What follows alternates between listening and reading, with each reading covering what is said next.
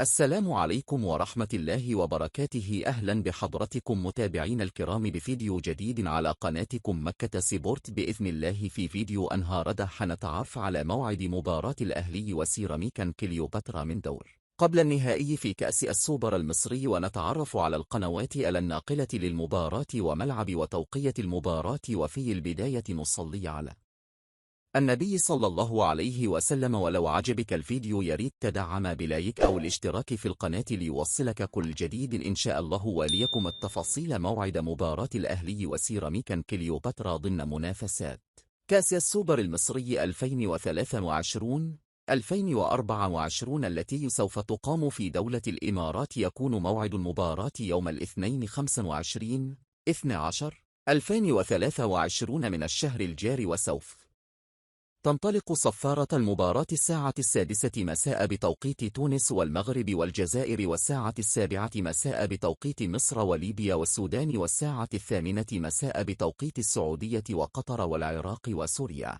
وفلسطين واليمن والكويت والأردن، وللساعة 9 مساء بتوقيت الإمارات وعمان. وسوف تنقل المباراة على القناة أبو ظبي الرياضية لون سبورت 1، وسوف تلعب المباراة على ملعب محمد بن زايد. وفي النهاية لو أعجبك الفيديو اضغط لايك تدعيما لنا إن شاء الله.